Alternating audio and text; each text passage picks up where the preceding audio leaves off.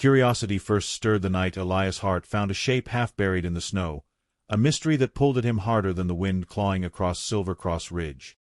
He had been riding home beneath a sky pale as bone, thinking only of the quiet fire waiting in his cabin, when the lantern's trembling glow revealed a slender figure lying motionless near a drift. His breath caught, not in fear, but in recognition of something fragile and unfinished, as if winter itself had paused to ask what he would do next. Elias dismounted, boots sinking into the snow with a soft groan, and knelt beside the woman. Her face was young, pale, touched by an almost otherworldly stillness. A thin scar curved along her cheek like the last ember of a vanished fire. She couldn't have been more than 26. He brushed frost from her lashes, searching for a sign of life, and she exhaled a faint shiver of breath that felt like a plea. Her name would come later. For now, she was simply a soul refusing to disappear. When she stirred, her eyes fluttering open with painful slowness, Elias saw fear before he saw anything else. Fear layered so deep it had carved its own shadows. She looked at him as though expecting cruelty from a stranger. But he offered his coat instead. Her cracked lips formed words that barely rose above the storm's whisper. "Please, don't leave me." "I won't," he answered, surprised by the certainty in his voice. The moment felt like a hinge the world had been waiting on. He lifted her carefully, feeling the brittleness of someone who had spent too long surviving instead of living. Her body was cold to the core, trembling even in his arms. Elias carried her toward his horse, murmuring reassurances the way one does to calm a skittish animal, gentle and steady. She clung weakly to his shirt, not out of trust, but desperation. During the slow ride back to his cabin, she drifted in and out of consciousness, saying fragments that made his chest tighten. "They won't miss me. No one will." Elias felt something old and soft stir beneath his ribs, a protective warmth he hadn't felt in years. The wind hurled needles of ice at his face, urging him to hurry, but his focus remained on the fragile pulse beating against his arm. Inside his cabin, firelight flared against the logs as he laid her on the narrow bed near the hearth. The storm roared outside, rattling the shutters like a warning, but the room grew warm with the crackle of burning pine. He worked with calm practicality, dry blanket, warm broth, careful hands, yet beneath each action flowed an undercurrent of emotion he couldn't explain. When she opened her eyes again, he saw not just fear but shame, the kind carried by someone taught to apologize for existing. "You're safe," Elias said softly, as though the truth needed a slow, steady introduction. She nodded but kept her gaze lowered. Her voice was rough, trembling with memories she didn't share. "I shouldn't be here. I didn't mean to trouble you." "You're not troubling me," he replied, surprising himself again. "You needed help. That's reason enough." The wind outside shrieked, but the quiet between them softened. She cupped her hands around the warm tin cup he pressed into them, absorbing heat like a frostbitten flower trying to find spring. After several minutes, she finally told him her name, Clara Wynne, a seamstress from the poor edge of town. A girl whispered about more often than she was spoken to. "People say I'm cursed," she whispered, fingers rising unconsciously to her scar. "Men won't come near me. They say it's bad luck to love a ruined face." Elias felt a near physical ache at her words, a tightening in his throat he didn't know how to mask. He wasn't a man who wasted speech, but even silence has a language, and he let her see in his stillness that he did not share the town's cruelty. Clara watched him with puzzled caution, as if waiting for mockery that never came. Her strength began to return slowly, but with it came embarrassment. She tried to sit up despite the shaking in her limbs. "I should go before the storm clears. People will talk if they know I stayed here." "Let them talk," Elias said. He didn't raise his voice, but the quiet firmness in it halted her. "You nearly died. Rest. That's all you need to do." The flicker of the fire danced over Clara's face, softening the scar she tried to hide, revealing a beauty shaped not by perfection but by endurance. She looked away, uncertain of the unfamiliar kindness she had found. He stayed near but gave her space, tending the fire or stepping outside to fetch more wood. Every gesture was deliberate, unintrusive. Clara noticed, even if she pretended not to. When she fell into a deeper sleep, Elias found himself studying the steady rise of her breath.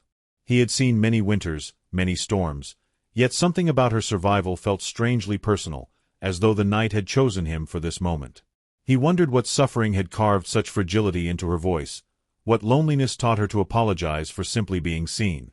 By morning, the storm had broken. Light spilled through the cracks in the shutters like blessings. Clara woke with more color in her cheeks and a flicker of resolve in her eyes. She slipped her feet to the floor, wincing but determined. "You shouldn't stand yet," Elias said. "I should not stay," she corrected gently. "You've done enough." But her voice betrayed uncertainty. He approached slowly, allowing her every chance to refuse him, not with words, but with the instinct of someone who had learned to guard herself. When she didn't step back, he spoke with a softness that felt deeper than any promise he'd ever made. "Clara, you don't have to walk out into the cold alone again." Her eyes lifted to his, searching for the catch, the pity, the hidden motive. She found none. Only a man offering simple humanity in a world that often forgot it. For the first time, the fear in her expression wavered. "Maybe just until I'm stronger," she murmured. Elias nodded, relieved without showing it. The moment held a quiet significance, an agreement made not from desperation, but from the fragile beginning of trust. And though neither of them knew what the days ahead would hold, the room seemed to pulse with the sense that something had shifted, subtly but irrevocably, as if winter itself had taken a breath and stepped aside. Clara's strength returned with the slow patience of spring thawing a stubborn ridge, yet the world outside Elias Hart's cabin did not soften with her. When she finally stepped back into town, wrapped in a cloak he insisted she keep, chin lifted though her heartbeat fluttered, curiosity chased her like a rumor that had been waiting for fresh breath. People paused mid-step, eyes narrowing, whispers stitching through the air as if she carried some scandal in the folds of her skirts. Elias walked beside her without theatrics, simply matching her pace, the steadiness of his presence a quiet shield she had never known she deserved. Clara felt gratitude, but gratitude lived in the same room as fear. She had survived frost and loneliness, but she did not yet know how to survive being seen. Every glance made her tug her hood tighter, as though she could disappear into its shadow. Elias noticed the small, protective gesture, but he didn't correct her or force confidence where it had not yet grown. Instead, he greeted townsfolk with the same calm warmth he always carried. His composure unnerved them, and in that subtle shift, Clara saw how his regard for her unsettled the judgment she had endured for years. Their return to daily life unfolded with careful rhythm. Clara resumed her stitching, though now she worked in a small space Elias cleared for her near the cabin window.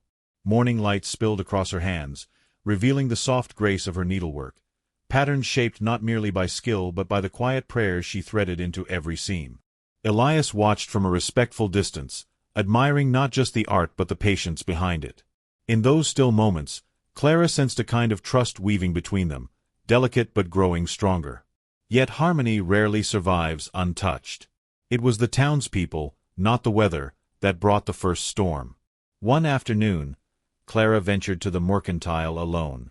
She needed thread, and she wished to reclaim small pieces of her independence. The moment she entered, conversation faltered. A pair of women near the counter exchanged smirks sharp enough to cut fabric. A man leaned back in his chair, studying her with the same curiosity reserved for broken things on display. Clara kept her gaze lowered and asked for what she needed, her voice steady but soft. Marjorie Lane, the merchant's sister, known for her polished charm and calculated spite, stepped forward with a smile that never reached her eyes. My, the mountain girl returns. I didn't expect you to last long up there.